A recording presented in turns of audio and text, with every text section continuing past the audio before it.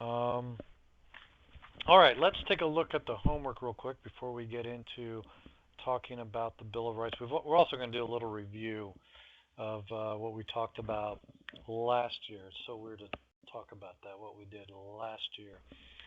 Um, let's see, textbook, read chapter 11 entitled Three Common Myths Regarding the Bill of Rights. Be sure to do the Read the Constitution section as well. And of course, you'll take the poll to indicate that you've done that. Open book quiz, read 1 Samuel 13, those verses there, and answer the open book quiz questions before the deadline. And by the way, that quiz will cover material from both 1 Samuel as well as chapter 11. So read both before you take the quiz. Continue memorizing in the declaration. I've given you the new language there to memorize. Hopefully you caught up with that. If you fell, if you caught up over the break. By the way, Julia, just to answer your question, in fact, he asked permission to date her, and he asked permission to marry her. So take note, guys. That's a good way to go. It's an absolutely good way to go. Video homework. View the video on the Cambodian genocide in the study place. And I've given you the time markers. You've got the URL there. I just noticed minutes before class that I had neglected to set it up to take the poll that you've seen it. So I will do that at some point after class today. I just didn't have enough time to get to it. So keep an eye out for that. Now, take a look at the note there. And I've addressed this to parents, but each of you as well. I would identify this video as PG-13, not because of language or anything sensual or anything like that. It does have disturbing images, and when I say disturbing, like if you've ever seen a movie or documentary on the Holocaust or been to the Holocaust Museum, it's those type of pictures. So I've had students in the past that were especially especially sensitive to images like that. And you know if that's you. If that's you, you are not required at all to watch this. And instead, what I've given you is a PDF to read, which is, just like the rated G version, okay?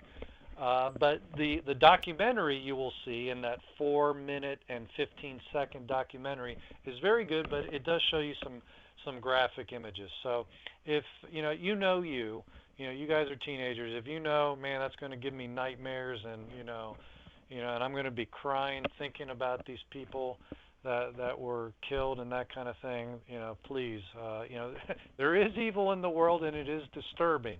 I would definitely recommend you not have your younger siblings watch it.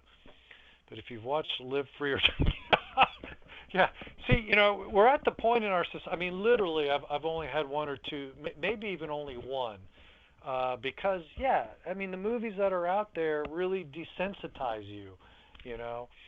So it's probably not a problem. But, I want to be sensitive to that, and there's absolutely no pressure, and I'm not going to make you feel bad if you didn't watch it. You'll get all the same basic information with the PDF, but I think you will enjoy the video if.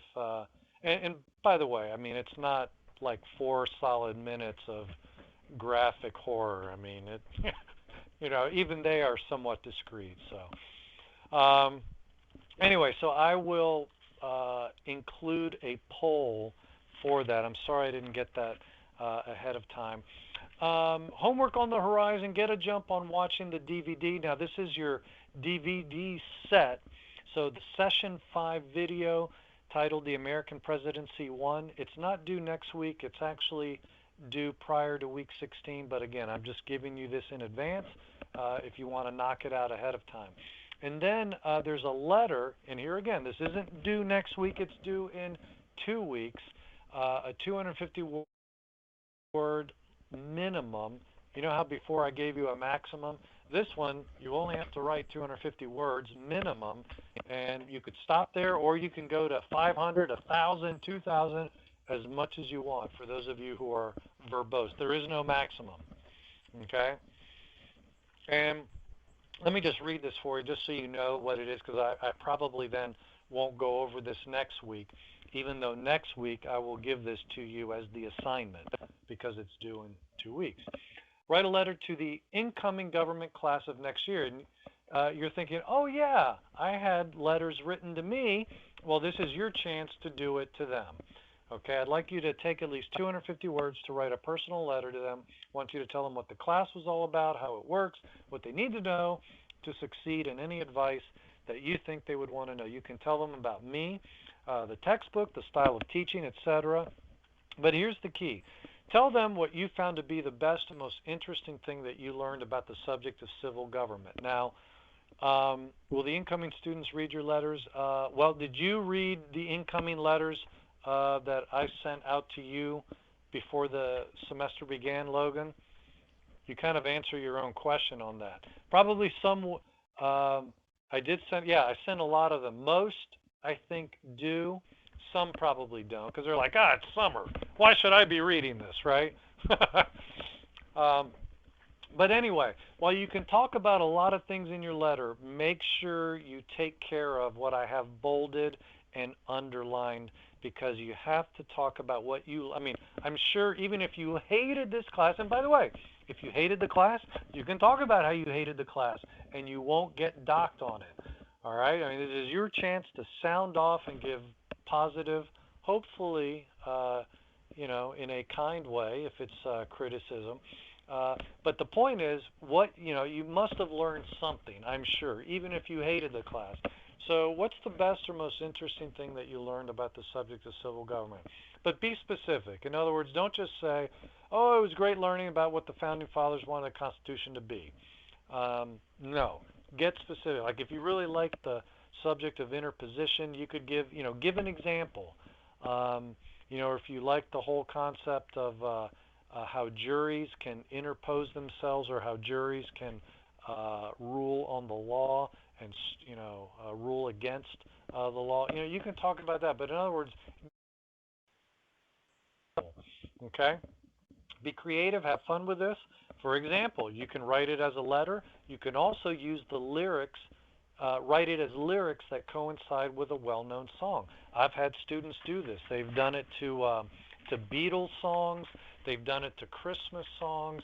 They've done it to theme songs for movies or TV shows. And if you do that, let me know, because if you'd like, I will sing it for you in class. One time when somebody did one based on a tune to Owl City, and I wasn't yet familiar with Owl City, so the student volunteered to sing it. But otherwise, I had sung them for the students. So anyway, you can have a lot of fun with that. So if you want to do it as lyrics, I will sing it for you. Or if you want to sing it too, that's fine, for those of you who love to sing. Anyway, it is a great opportunity to help those coming in your footsteps. Also allow you to reflect on what you enjoyed and what you wished you or me could have done differently. Remember, this is due in 2 weeks. If you need more than 250 words for your letter, that's fine. Don't forget to include your name, the section number, you guys are section 1, and the due date in the Word file. Actually, let me change that. Shoot, I need to change that as well. Scratch out due date and instead put word count. That's really what I wanted, was word count. Again, today's been so busy, I haven't gotten some of these changes put in. So you don't have to put the due date. I know when the due date is. I don't know your word count, although I do spot checks. So give me your word count.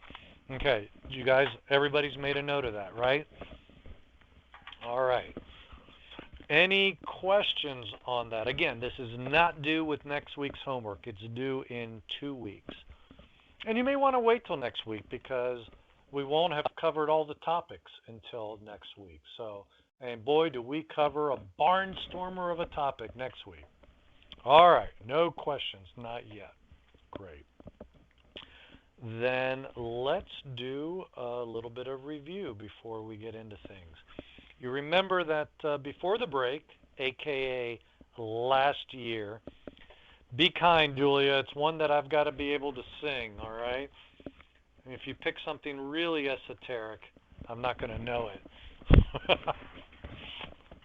All right. So anyway, before the break, we looked at the General Welfare Clause. So, Julia, since you're being so talkative, how about if we ask you a question?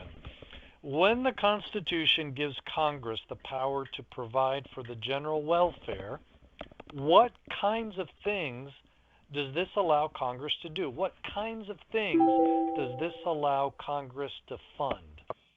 By providing for the general welfare, what kinds of things are they allowed to do? I think Julia would like to speak them. That would be fine. Hey, Julia. Sure, why not? Hello. How are you? Good. All right. Well, so what do you think? If I remember what you said in the textbook, I believe things such as building roads, things like that, certainly not funding parties and things like that, but things Okay, that and would just to actually be promote the specific, general welfare. things like postal roads. So not just any roads, but postal Right. roads. Okay.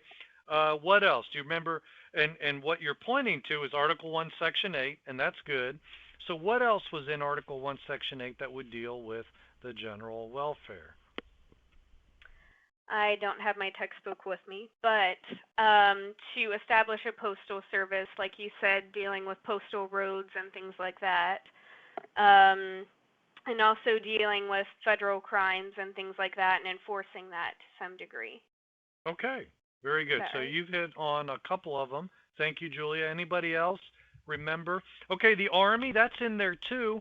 Now, the Army, we might say, is um, uh, the power to provide for the common defense. Okay.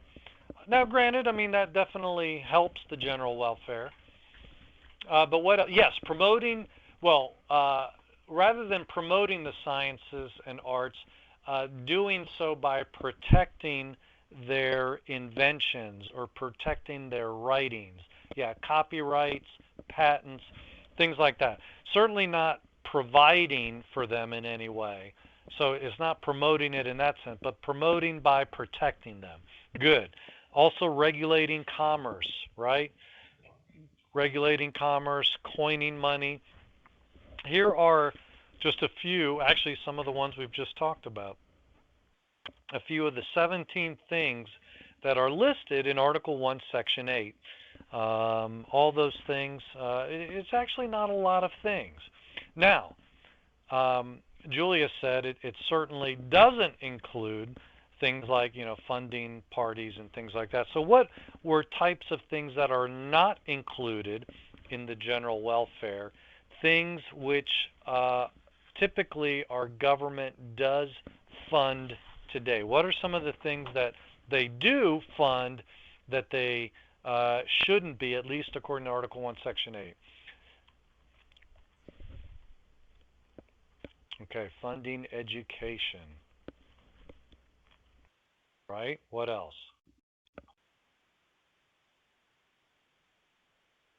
Healthcare. Right.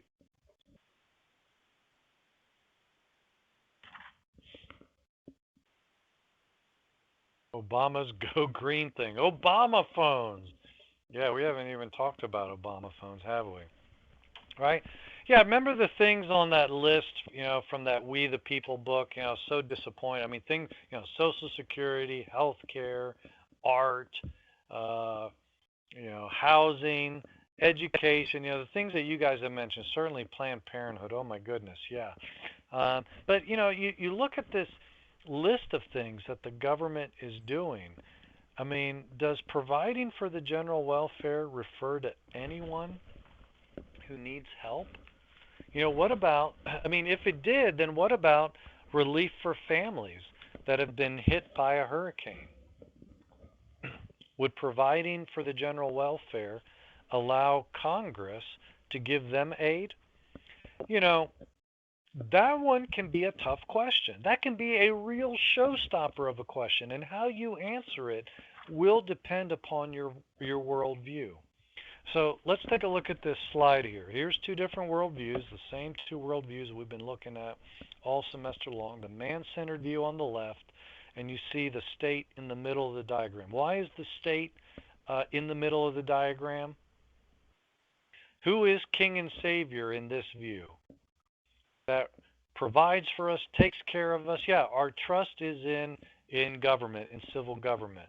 The biblical worldview on the right has God being the one who's in charge, and God has set up different authorities to do different things. Now, what does God's word say about charity? Well, as Julia answered a few moments ago, the responsibility for that goes to individuals. And so you might remember this chart. We looked at how individuals are supposed to care for the poor, like the Good Samaritan, that's in Luke 10. Families, Jesus rebuked the Pharisees for not taking care of their parents.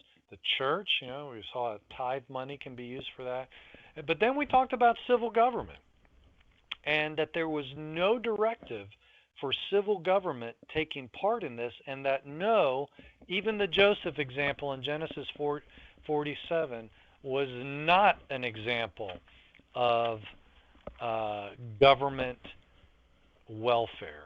In fact, just the opposite. Remember, because the people paid for the food they got. Not only that, afterwards they ended up as slaves because they ran out of money. So anyway, we started discussing what should the civil government do, though, in the big cases, in the big disasters, like after a hurricane. I mean, okay, so maybe on a day-to-day basis, they're not supposed to be involved in welfare. But after a big disaster, is it government's job, civil government's job, to help people get back on their feet again? There you see some pictures of Hurricane Katrina from 2005. It was, I think I mentioned this last time, the costliest natural disaster to hit the United States. Billions of dollars in damage.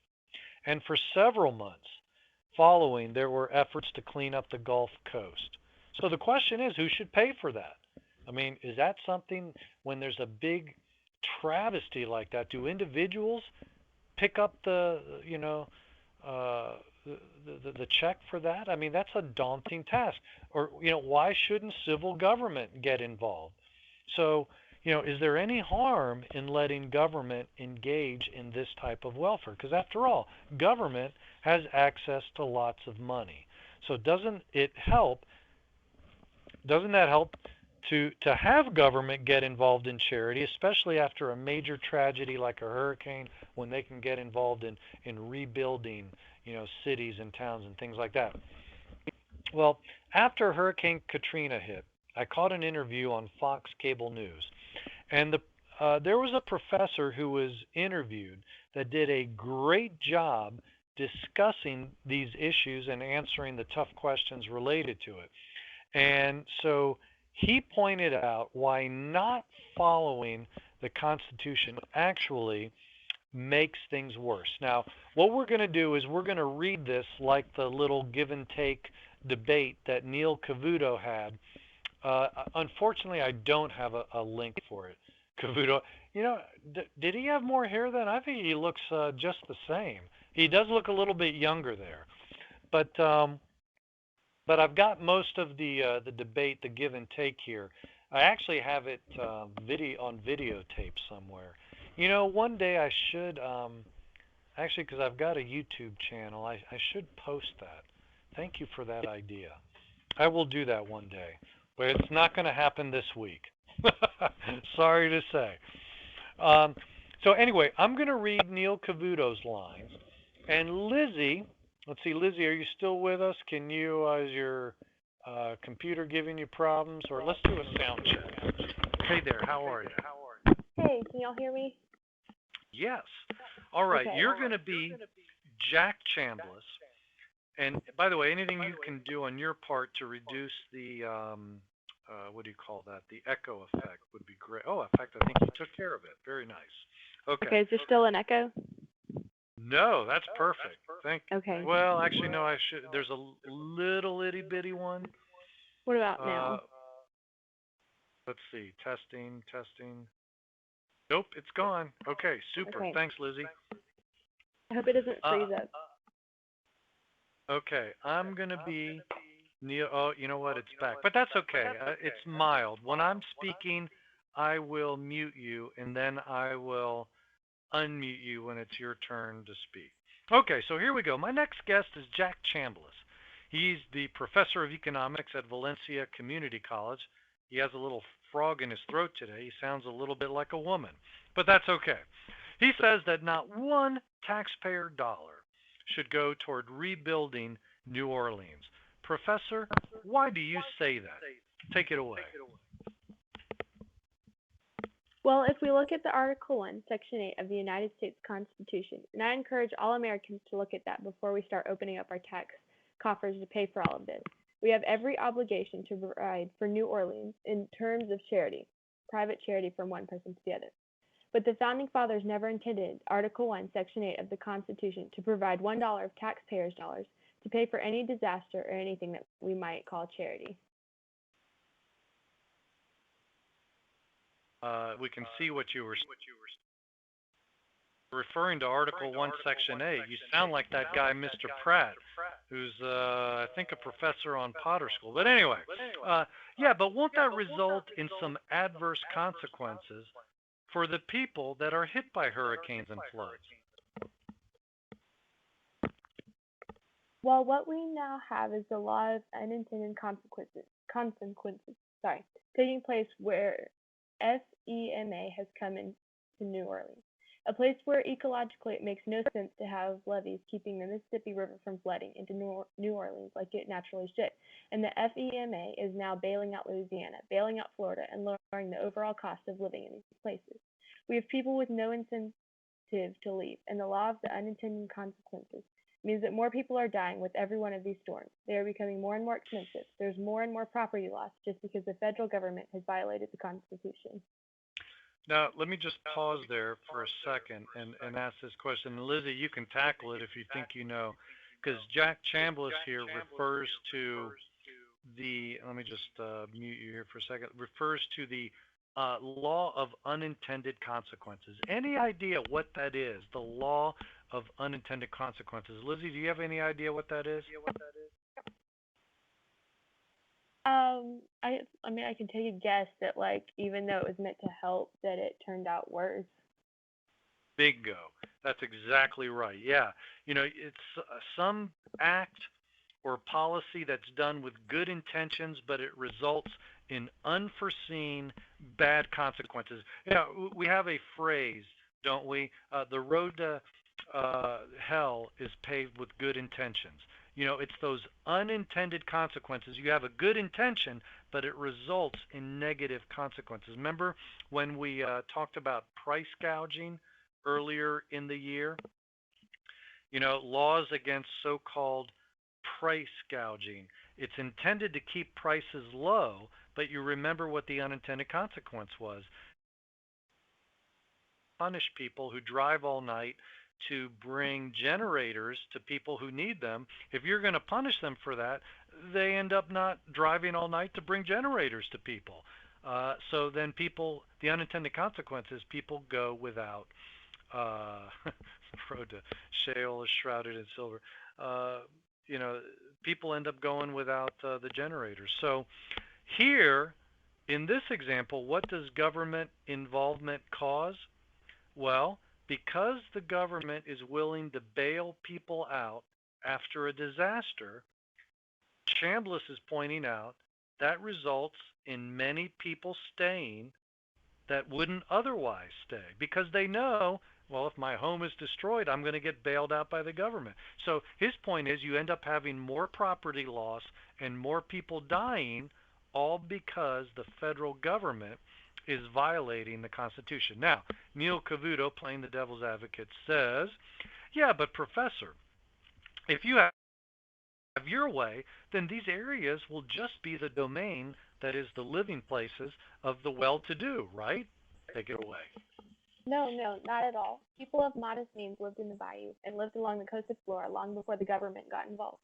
But they assumed personal responsibility for their decisions. They paid for insurance, they paid the market premium for insurance. Okay, and continue on here. Some insurance companies have left Florida, but that's part of the cost of living there. You shouldn't have to compel the insurance companies or force them to cover the cost of certain disasters. They are private, for-profit business. If they believe the risks are too high and the probabilities of incurring losses are too great, nobody should force them to underwrite policies there. Right now, the insurance companies are able to free write off the taxpayers because they are not responsible for flood insurance, because the government will step in to help flood victims after a flood. Okay, let me pause here again. Uh, Again, he's going over the unintended consequences. He's pointing out if the government steps in, then regular folks will decide to live in dangerous areas. That's an unintended consequence. But if the government doesn't step in, people will decide to live elsewhere, and insurance companies will decide not to insure. So that's what you would have under the free market versus the unintended consequences of the government bailing people out. Now, Neil Cavuto acknowledges it's a good point, but let me ask you, if the federal government assumes no responsibility when we have future disasters and the insurance companies assume no responsibility, then the people who live in these high risk areas are out of luck, right? What say you, Jack Chambliss? Not at all. Last year, 2004, Americans gave $240 billion to charity, which is far more than the economies of many Western European countries. Between charity and between people making rational decisions about where they would like to live and buying insurance, if they can afford it, you will still have people living in these areas.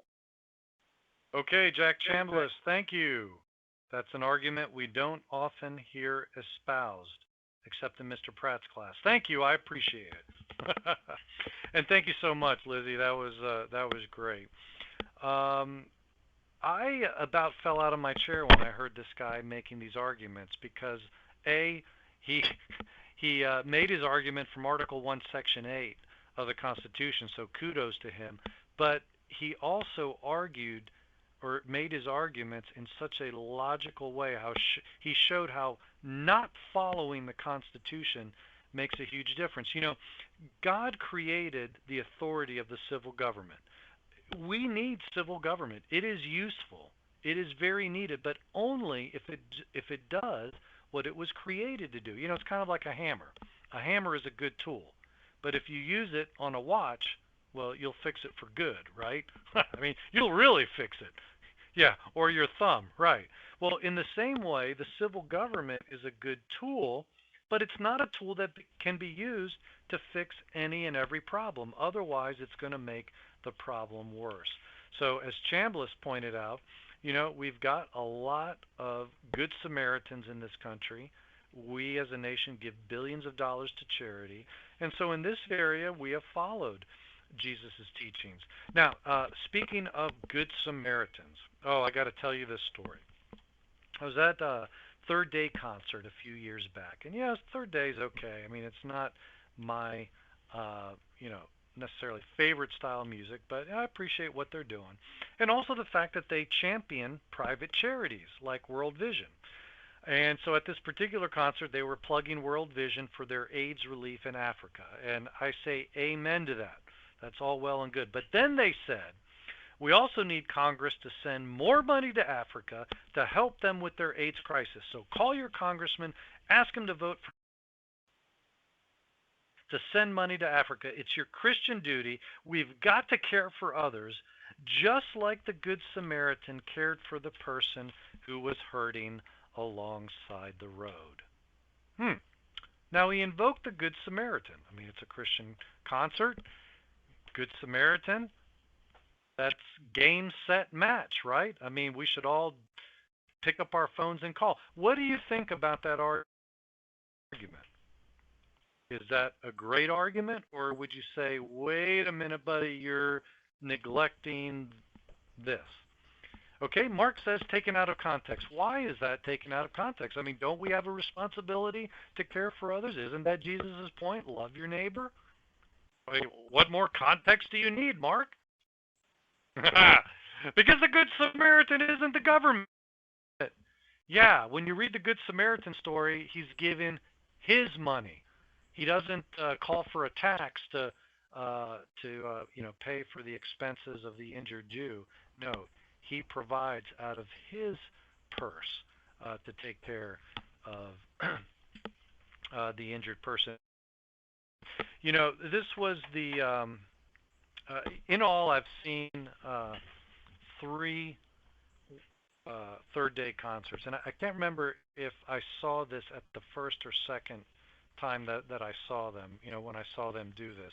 But anyway, afterwards I went home and I actually wrote a letter to these guys, and I mean it was polite, but since he had invoked the Good Samaritan and he was using Christian sounding arguments, I thought I would basically make Mark's point to him. In fact, I actually and on because I not only did I make Mark's point about the Good Samaritan isn't the government, I went into Romans 13 and proper authority of civil government and the authority for welfare lies with individuals and blah. I mean, so in the end, it was like a 4-page letter, and I sent it off to them. And at our home we have devotions in the morning. We read the Bible together and discuss. And so the next morning, I read the letter to my kids.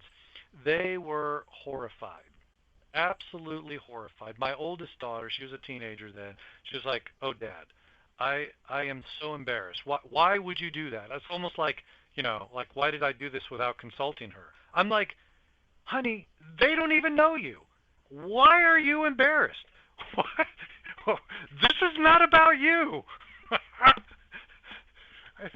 I always want to ask, what is it about you teenagers? You think everything your parents do is about you, right? Everything they do embarrasses you. Get over yourselves. I remember being a teenager too, so I get it. Yeah, right. It's not. How did they reply? They did not reply. However, I will say this. I did go to subsequent third day concerts. And from what I have seen, they never did the pick up your phone and call Congress, to send taxpayer money. It's always been just strict support for World Vision. So, I don't know. Did it have an impact? Was it just coincidental? I don't know if it caused that change in policy. If so, praise God. I mean, that just shows, hey, why it's important to learn and study these things, because as we move in society, you will have opportunities to rub elbows with people and say, "Hey, have you considered this?" And really that's the right approach to have, especially if somebody's gone out there. And I mean, I realize where his heart was, and so you don't want to come smacking down hard on him and say, "You idiot." No, you want to take that and just channel it in a better direction. And so, if it helped them see the light, I say praise the Lord. From what I've seen, they've never done the government welfare approach. So I say, praise the Lord for that. But here's the thing, this is why this is such an important issue. Once we've decided as a nation that we're going to bail out, cities in the difficult cases, like after a hurricane, then they're going to do it in every case that comes along. I mean, in 2008 and 2009, that is exactly what we did. We bailed out Wall Street, rich businesses. We bailed out banks. We bailed out the auto industry. I mean, all kinds of bailouts. Stealing from the taxpayers really has become official government policy. But anyway, these are actually some things that we'll be looking at more at even in the Government 2 class, and we'll see some good videos on this. But that finishes our review of the General Welfare Clause. Any questions? Because now we're going to move to actually talking about the Bill of Rights, which was the regularly scheduled program for today. All right, so not seeing any questions.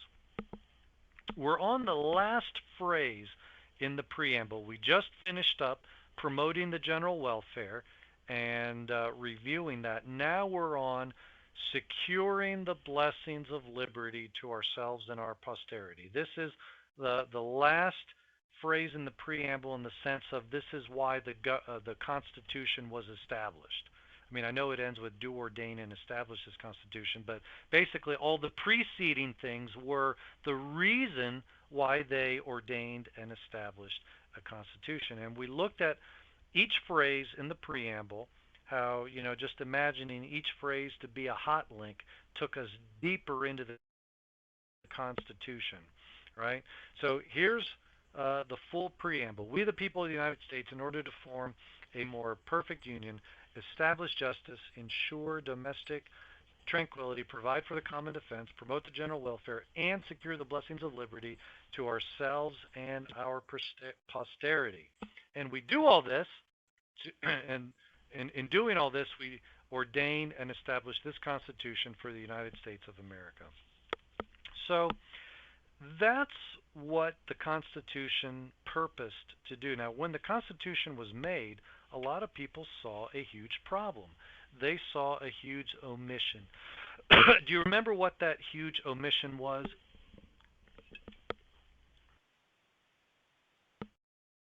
And you read about this.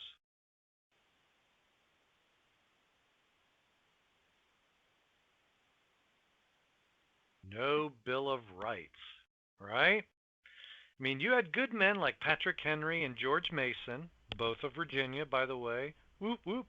Both of these guys who wanted a Bill of Rights.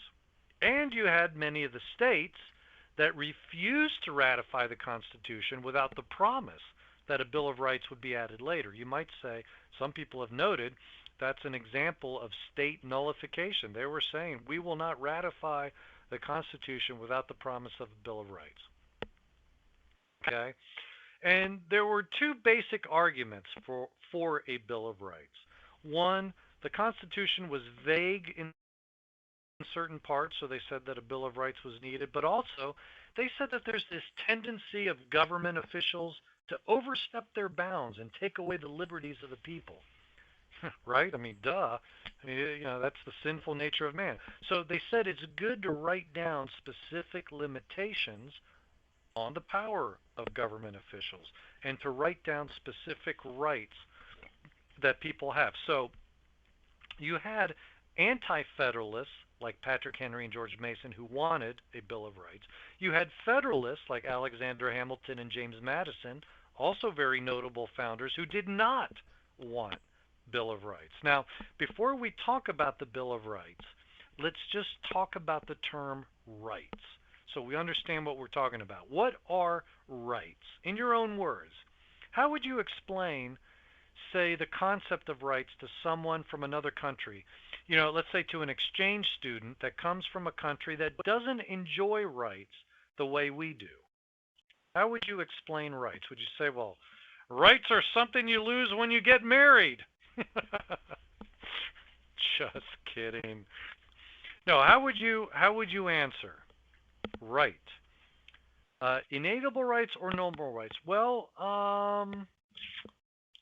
let's start with inalienable rights because that's where we're going to start. Julia says the debates over the definitions of words in the Constitution are reason enough for why it was invaluable to outline rights in addition. Yeah, good point. So I know where you stand on the question, was it a good idea or not to have a Bill of Rights? Because wait till we get to the arguments against the Bill of Rights. I'd like to see what you guys think, because there were some stinking good arguments against a Bill of Rights. But what are rights? Mark says rights given to us because of God, because of our intrinsic worth. That's not bad. Yeah, they're basically freedoms given to us by God. Let's take a look at what Noah Webster says. Conformity to the will of God or to his law, the perfect standard of truth and justice, and the American way. No, that's Superman, sorry. Perfect standard of truth and justice. In the literal sense, right is a straight line of conduct and wrong is a crooked one. Right, therefore, is rectitude or straightness, and perfect rectitude is found only in an infinite being and his will. Now, you might be thinking, This has nothing to do with what the types of rights that we're talking about. But actually, it has everything to do with it. You see, rights have to be used in a righteous way. Rights have to be right. They have to be righteous. You can't legitimately claim the right to have an abortion because it's murder. You don't have the right to murder. You don't have the right to marry somebody of the same gender, not in God's eyes. Now, I realize the laws of the land say you have that right, but not under God's laws. You don't. You can't also claim you have the right to be happy if your happiness means that you're going to steal from me or kill me, right? So a right has to be used in a righteous way. Now, continuing on with Webster's definition. Of course, this is the guru of the English language.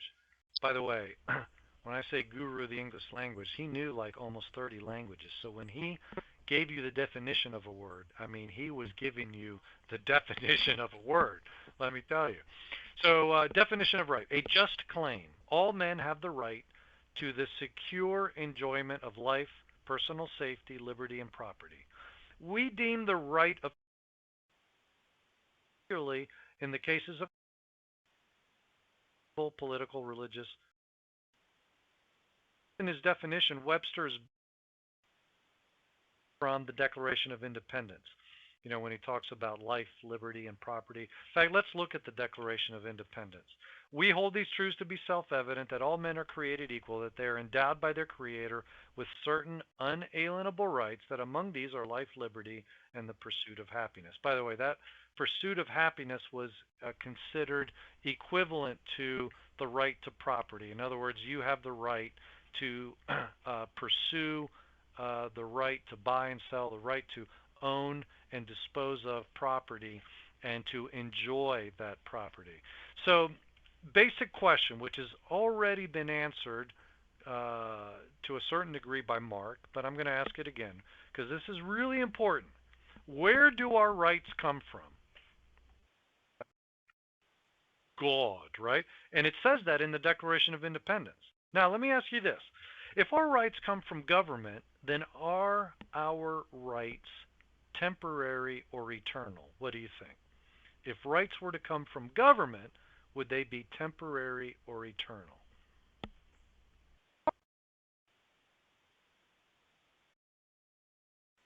So in other words, if they didn't come from God, if rights came from government, okay, you guys are saying temporary, right? And I agree with you. Now, why would they be temporary if issued by the government? Well, Julia kind of alludes to it. Only God is eternal. Only God is unchangeable. So man is changeable. So what man gives today may be taken away tomorrow, right?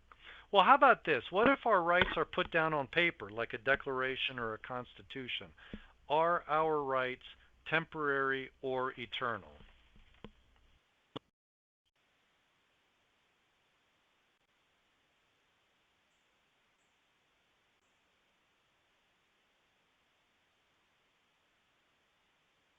Okay, Mark says eternal.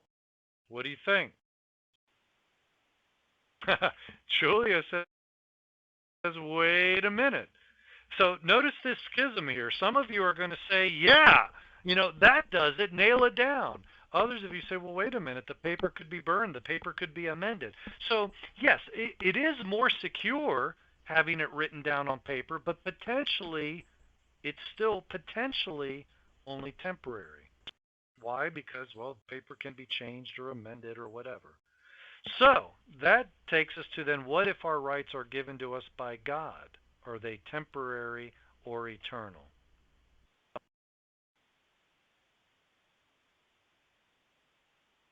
They are eternal, yes. At that point, if they're given to us by an unchanging God, He's the same yesterday, today, and forever, then our rights are eternal. They can't be taken away from us. And by the way, that gets to the heart of what inalienable means.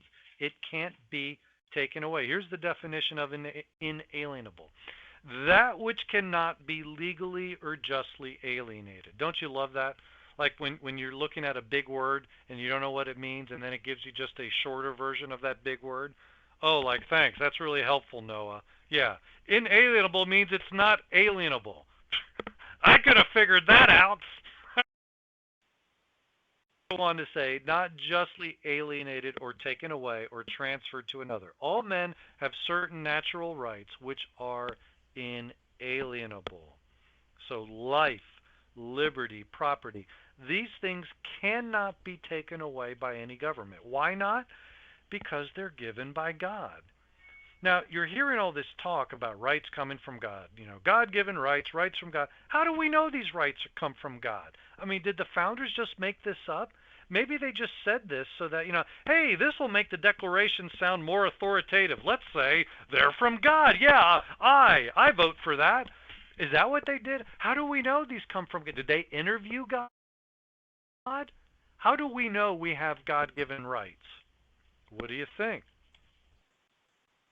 Mark says we are made in God's image and we bear that evidence inside of us. Okay, well, we are made in God's image, but how do we know then what the rights are that we have?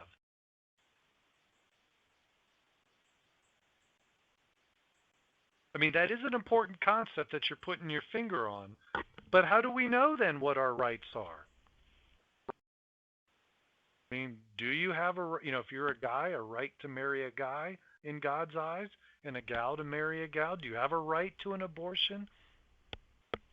Julie says we have the right to life as he is the giver of life. Well, I'm going to push back a little bit, but we kill those cute little cuddly lambs around Easter time to eat lamb. I mean, God was the giver of life to those little lambs.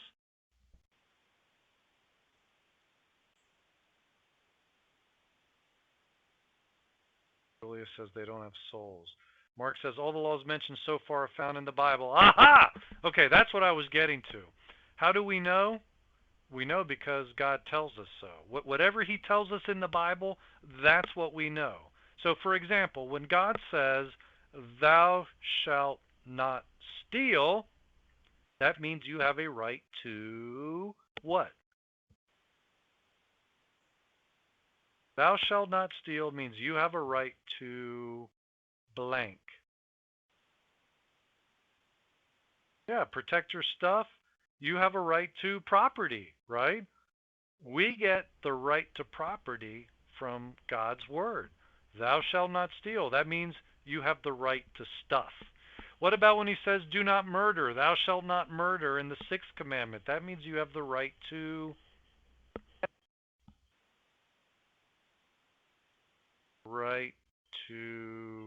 what?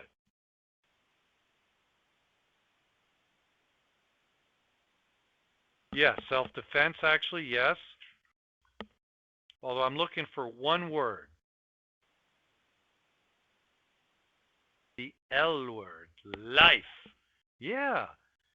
Because God says don't murder, you have a right to life. See, our rights come from God and they're defined by God. And by the way, as we were talking about earlier, that's why we consider humans to have the right to life, but not your pet poodle. That's a pretty scary poodle, isn't it? Probably has rabies. Or look at these horrific poodles. Do they deserve the right to life? I say nay. Not those. However, if you don't have a biblical worldview, how would you decide who has rights? Would you look to intelligence? I mean, is it just because we're smarter than the poodles? But if it's about intelligence, well, what about apes? Should they have rights? I mean, they're actually pretty intelligent. Do you know that the Spanish Parliament voted to give them rights? Because they are, after all, intelligent. But should they have rights, like a right to life? I mean, yeah, I know that they're pretty smart creatures. I mean, they can rock the house. There you go. Okay, a little humor there. But, if intelligence is the standard, then, okay, so then smart animals have a right to life. And what about people with Down syndrome? See, you get into real problems there because now all of a sudden people wouldn't have a right to life. Oh, there we go. Too much monkey business happening here. Very nice. I like that. So, if not intelligence, I mean, if we reject, Julia's on a tear. Okay, that was a weak attempt, but you know. Anyway, but if you reject the fact that God has given, um, made us in His image, and that we have a right from God, if you reject that, then you're either then you have to resort to an intelligence standard or maybe a pain standard. You know, like plants. Some scientists have said they feel pain. So I don't know. Does that mean we can't mow the lawn now? I mean, really? Going ape with the puns. That's awesome. Uh, as you can see there, a Swiss committee decided that plants are living organisms and so therefore maybe should have the right to life. You know? I mean, how do we know that rights only apply to you? But by the way, there's a problem there too, because if it's a pain standard, then what about people with leprosy or people who are paralyzed? Does that mean they lose their right to life when they don't feel pain? Hmm. Just an interesting question. But how do we know that rights only apply to humans? Well, we know because, as you guys have said, we know because we are made in God's image. Only humans have rights because, unlike animals, humans are made in God's image. Now, are there exceptions to this? And if so, what are they? Well, the exceptions are this. And by the way, this comes from the Bible as well. When we commit a crime that causes us to forfeit our life or our property, we then forfeit our rights. So, what did God say was the penalty for theft? What did He say was the penalty for theft? Pay up and then some, right? So, in other words, you forfeit some of your money. What did God say was the penalty for murder?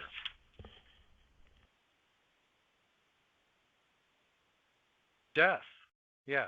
So you forfeit your life, right? You know, and that's what we saw in Genesis 9. Whoever sheds the blood of man, by man shall his blood be shed. For in the image of God, see, that's the key.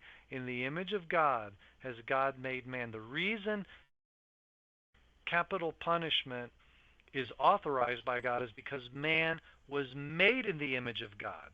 That's the basis of why we have rights. Our right to life cannot be denied unless we forfeit our right to life by committing murder. Now, you see this principle, by the way, of capital punishment even extended into the New Testament as well. Romans 13:4, for he is God's servant to do you good, but if you do wrong, be afraid, for he does not bear the sword for nothing. He is God's servant, an agent of wrath to bring punishment on the wrongdoer. So civil government's job is to bear the sword to punish evildoers. Bear the sword. What does bear the sword mean? It means putting them to death. Um, um, let's see. Sierra, first of all, let me ask you, Sierra, can you see the presentation?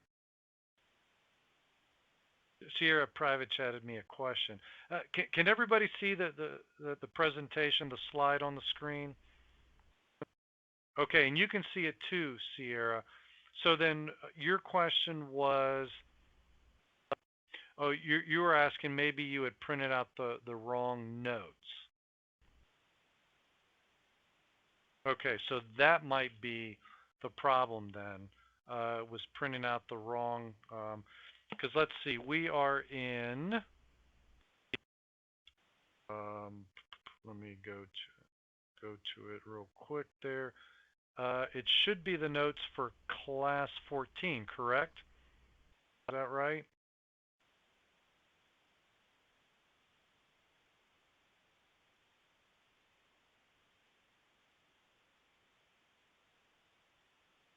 Oh, the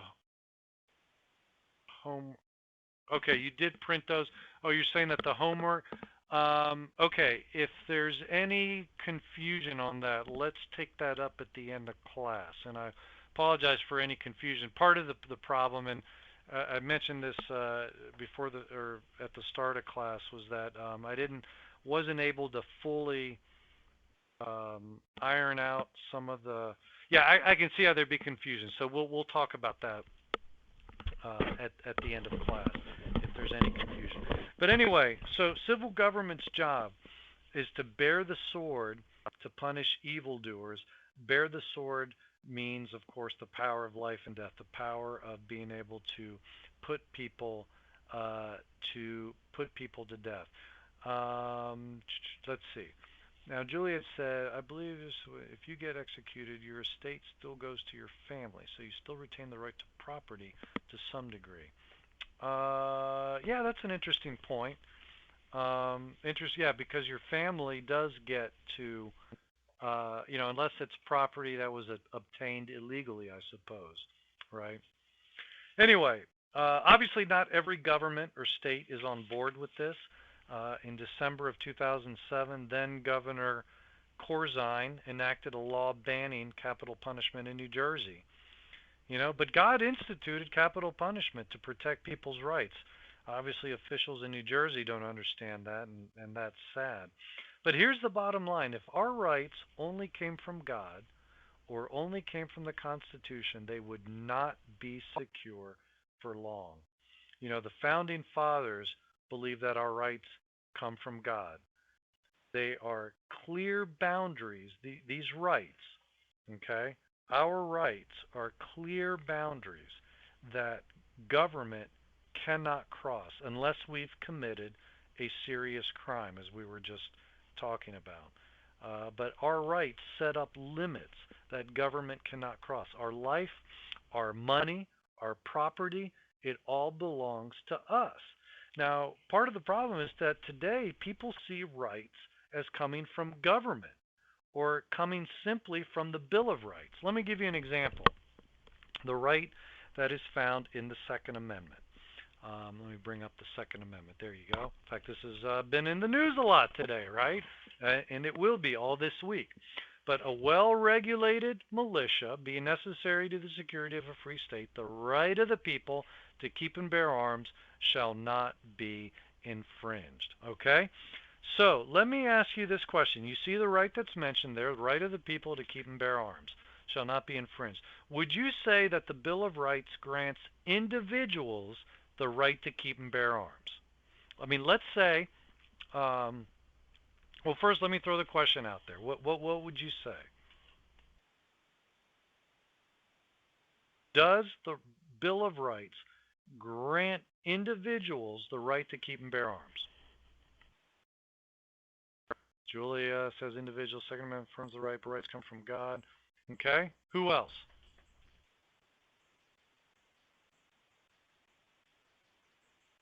Come on, I'd like to hear from everybody on this. Consider this your class quiz of the day. Does the Bill of Rights grant individuals the right to keep and bear arms? And when I say the Bill of Rights, the Second Amendment. Okay, so several yeses, and we have some language about it's not collective, which actually is some of the phraseology that people like to use. It's not an individual right, they say. It's a collective right.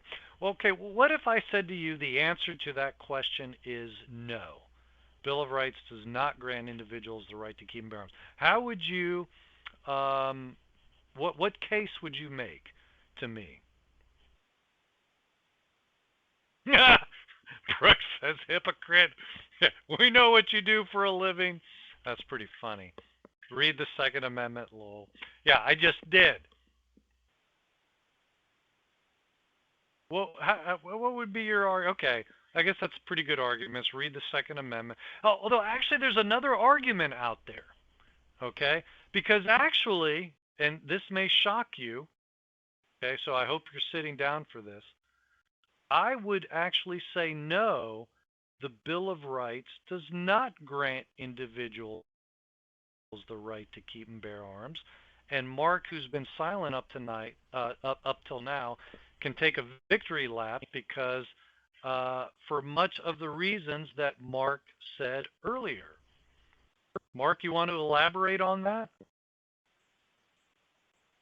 I know some of you are falling out of your chairs. I can already hear the thuds. Sure, let's put you on mic. Go ahead. Go ahead, Mark. Can you all hear me? Yes. Okay, great. Well, I think pretty much it's because of the fact that our rights don't come from pieces of paper or anything like that. It comes from God, and because we have inherent worth as being made in the image of God and everything that's been discussed with that. Okay. Very good. Um, Mark, you get a gold star for this class. Mark is now the third, in all the years that I've taught, Mark is now the third student who actually, when I asked that question, said no, Second Amendment does not grant individuals that right for the reasons he said. Now, let me be clear. Individuals, okay? So, question. But the language grants this right. In fact, how well are you guys paying attention? I just told you that God gives us our rights, but when I change the question slightly, or maybe change my voice inflection slightly, and I ask, does the Bill of Rights grant individuals the right to keep and bear arms? You all say that a piece of paper gives us the right. So you got to be listening carefully. Third time is always the charm, right? Anyway, good-natured fun. Like I said, it is a bit of a. I did maybe play a little bit of a trick on you, but the reason why I asked this question is because, first of all, even the text of the Second Amendment indicates the founders understood this, and most people today totally miss it. In fact, when you look at the language, what in the language, in the text of the Second Amendment, does indicate that our founders understood that they weren't granting the right through the written text.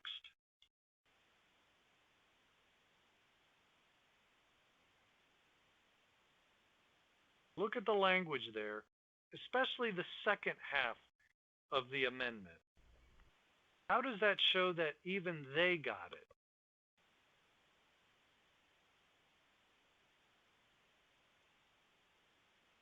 What do you think? Exactly. Shall not be infringed versus we give you these rights, or versus you shall have the right to do such and such. As Julia says, the people shall have the right to, it doesn't say the people shall have the right to bear arms. It says it shall not be infringed, which means, and that's the key, which means it's pre-existing. See, the language here assumes the right exists by saying, by just assuming the right is there and saying it shall not be infringed. From both the right and the left in politics today, people get this wrong. And this is why I make a big deal, and why I asked you the question, and even tried to sort of trick you into it, answering the wrong way. Because people today on both the right and left of politics assume the Bill of Rights gives us our rights. And so any right that we have stands or falls in their mind based on what is in the language of the Bill of Rights. Let me give you an example. Okay. Let's see. Let's bring it up here. There we go. Okay, check this out. Here's a legal authority, John Levin. After, by the way, his piece appeared in a symposium of pieces from the right and the left, pulled together by a Senate subcommittee years ago when they were dealing with the questions of the Second Amendment. So here's what this guy said. After over 3 centuries, the Second Amendment right to bear arms is becoming anachronistic. In other words, out of place. Okay? As the policing of society becomes more efficient, the need for arms for personal self-defense becomes more irrelevant, and as the military power in the hands of government becomes more powerful and the government itself more responsive, the right to bear arms becomes more futile, meaningless, and dangerous. You see what he's saying? Basically, he's saying our rights evolve over time. By the way, that definition of legal entitlement, rights as legal entitlements, if you look at what Noah Webster said, he said a right is a just claim. It's another way of saying legal entitlement. But this guy here, John Levin, he's saying our rights evolve over time. You know, you don't need guns now because the police can protect us or the military protect us. Of course, that's not true. You know, I mentioned in an earlier class, there's almost 200,000 violent crimes that occur every year where the police can't get there within the first hour.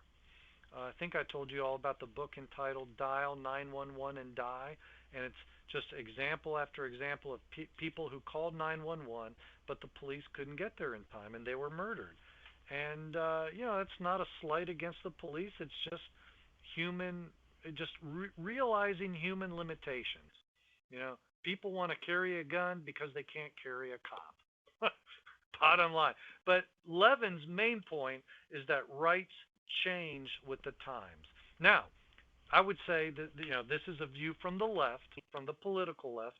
Now let's look at a view from the political right. And notice again this view of government creating rights, or pieces of paper creating rights. This is a Republican representative from Texas, no less, and I'm sure he would consider himself very pro-gun. Notice this language in a bill that he introduced. All members of the militia shall take an oath to uphold the laws and Constitution of the United States and of the state in a form to be prescribed by the state, and shall have the right to keep and bear arms. Now notice that last phrase. You see that? Basically, what he's doing is creating a bill that would kind of like what that Sheriff Arpaio does in Arizona. He wants to deputize American citizens to help patrol the border. But notice that last language. Rather than saying the right to keep and bear arms shall not be infringed, he states it in the sense of government is saying you shall have the right to keep and bear arms. Notice the difference from what our founders did. You know, they assumed the right already existed and then stated the right shall not be infringed or denied, right? Big difference. So to wrap all of this up and wrap up our discussion of rights, our rights come from God. But if they come from government, then those rights, let's face it, they're going to be here today and gone tomorrow. As for the Second Amendment, I would say you can say the text of the Second Amendment guarantees a right or it protects a right. I think that's the way Mark put it, is it protects the right. But certainly it does not grant a right. Second Amendment does not grant a right. Okay? So now that we've got a good or better understanding of rights, let's get back to what is a Bill of Rights. Well, on the one hand, a Bill of Rights is a listing of freedoms that the people have. Okay? That's what you see in the Bill of Rights. On the other hand, it is a list of specific things that government officials cannot do. You know, let's look at some historical examples that were given in the book. The Magna Carta, right? Remember reading about that? That was an important document which helped guarantee trial by jury. In fact, in the Government 2 class, we'll look at where this right first started, and we'll see that in English history, it starts with King Alfred, but even Alfred got the idea from biblical Israel, so we'll look at that later. By the way, speaking of the Magna Carta, just as an aside, there's only one private copy in the world, and it was sold in 2007 for $21 million. Isn't that amazing? It was bought by a former presidential candidate. His name was Ross Perot, rich guy. In fact, I'm not even sure he's still alive, so maybe it's now his children who own it, assuming he has passed on. But other examples of bills of rights. There was the English Bill of Rights in 1689. Charles I was beheaded. They banished his son, and so William of Orange comes to the throne as part of the Glorious Revolution, and they wrote down several rights that the people had, rights that the king could not infringe upon. So that was the English Bill of Rights from 1689. And obviously another example of bills of rights are in our state constitutions. Many of the state constitutions, in fact, preceded the federal constitution.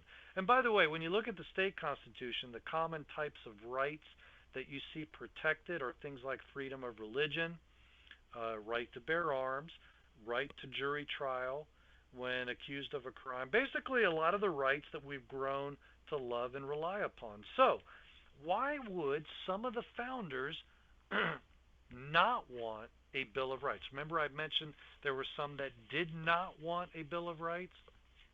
Well, there were several reasons, but we're only going to look at two, probably the two key ones. And so for your homework, I had asked you to think about the difference between Alexander Hamilton's and James Wilson's opposition to the Bill of Rights. Okay? Now, why did Alexander Hamilton not want a Bill of Rights? Do you remember?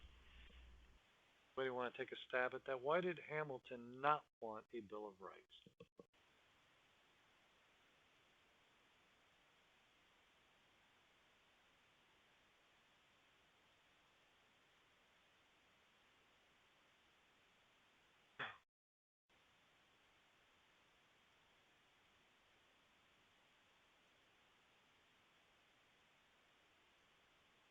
I tell you what, for questions like Sierra, the one you have, if no one could have an AK-47, then no one would need to defend against one.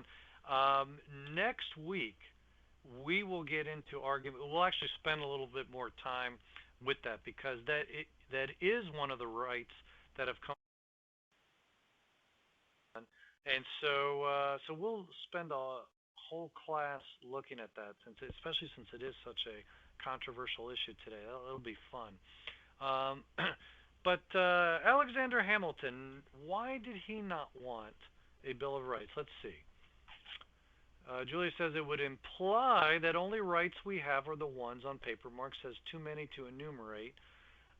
Julia says number two, the Constitution didn't clearly limit the government. Sarah says because the Constitution would not really. Okay, actually, of all the answers there, Sarah's the one who got it. That was Hamilton's argument. The Constitution would not be a document of limited powers if you really needed a Bill of Rights. See, the Bill of Rights insinuates, or could insinuate, that the federal government has more power than it should. I mean, why else would you limit or would you list a prohibition on, let's say, restricting freedom of the press or restricting freedom of speech or restricting the right to keep and bear arms? Why would you have specific limitations against that when it's a constitution of limited and enumerated powers? Hamilton's point is there's no there's no authority given to limit any of these things.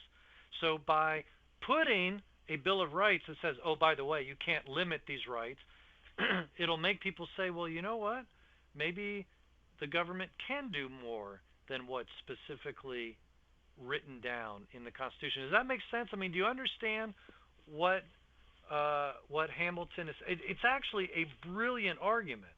I mean, and in fact, he was perceptive beyond his years, because that's exactly.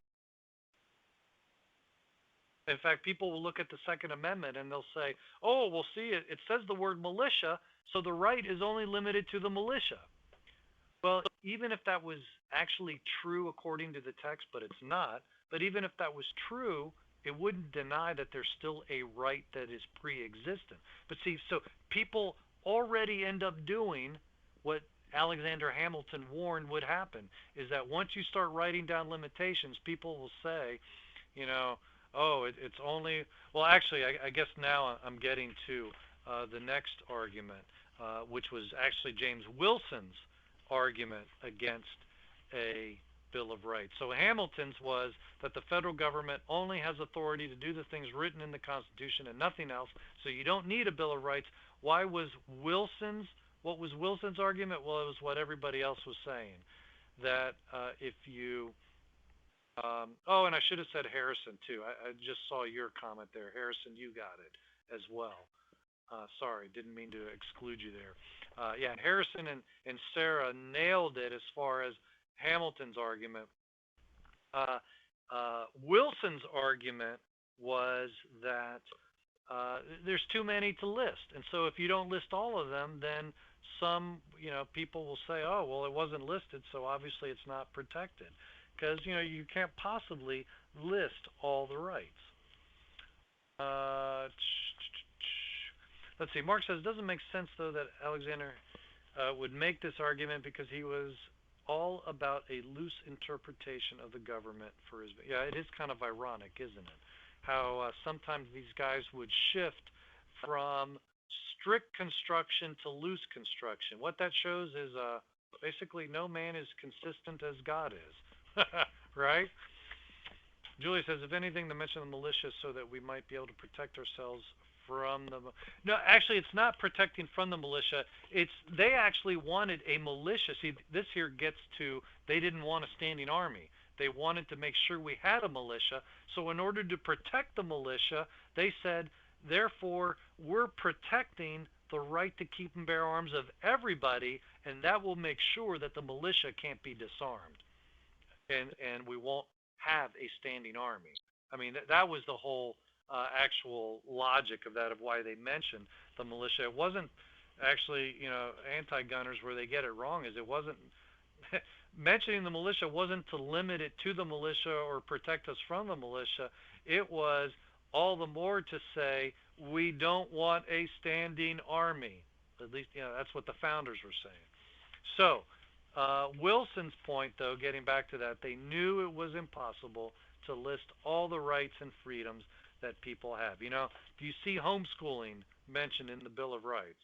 It's not there, so that means your parents don't have the right to homeschool you. See, there's lots of rights that are not mentioned. Or how about the right to travel? You might say it's, mentioned in the Ninth Amendment, the Ninth and Tenth Amendments, but it's not specifically mentioned. So here's the point, though. The opponents of the Bill of Rights, as I mentioned earlier, they had really good arguments. But so did the supporters of the Bill of Rights. In fact, both sides had good arguments. So let's do another quick poll. Who do you think had the better arguments? Those in favor of the Bill of Rights or those opposed to the Bill of Rights?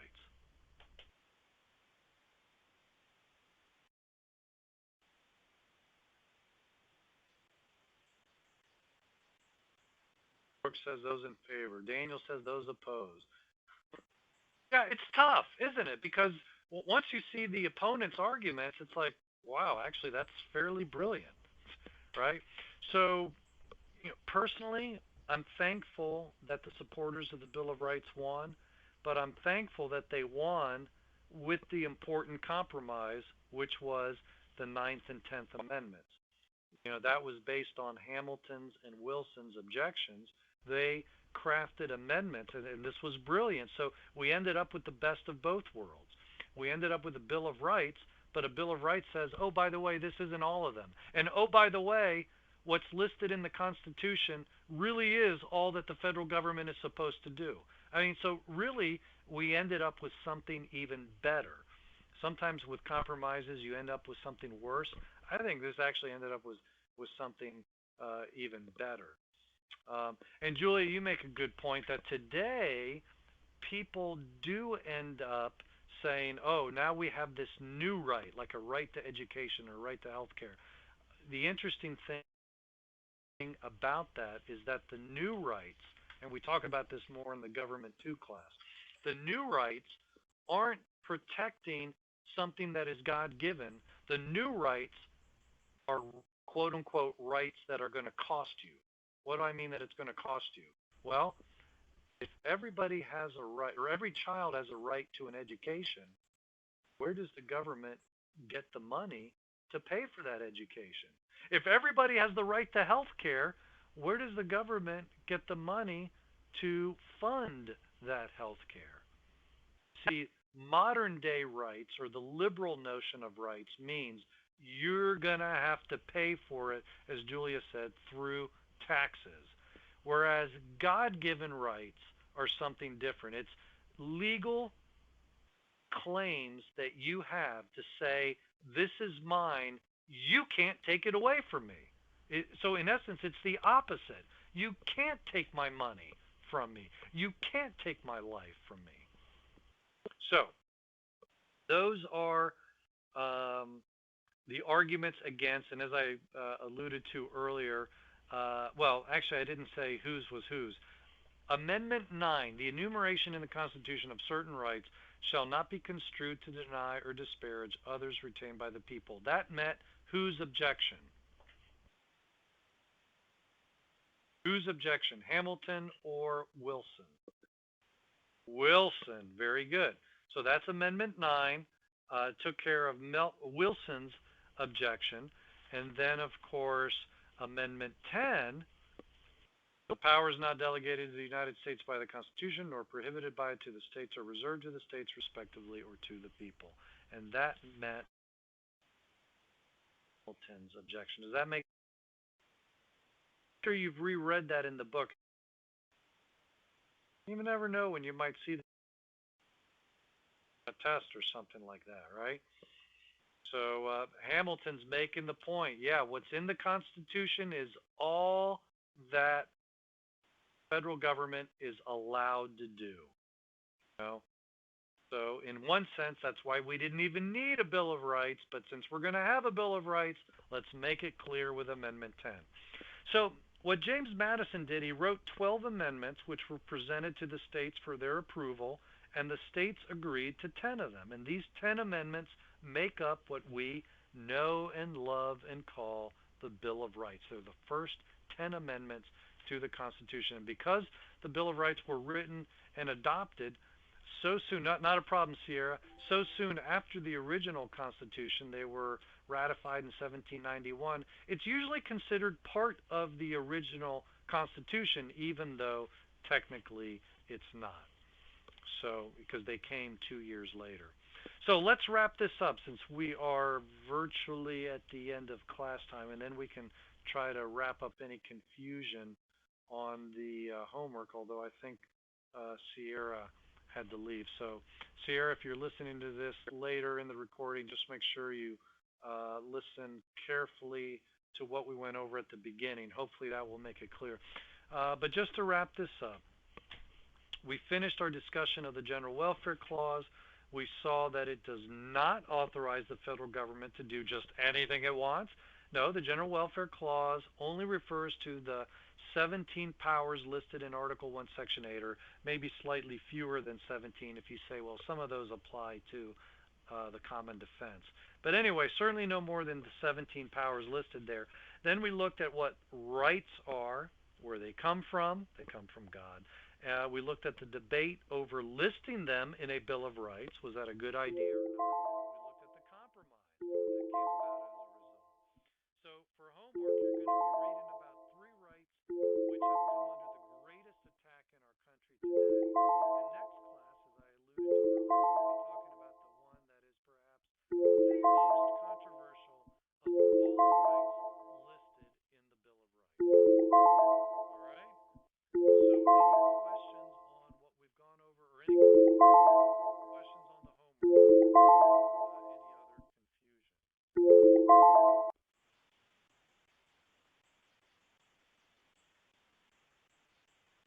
All right. Well, you are released 1 minute early. Enjoy it.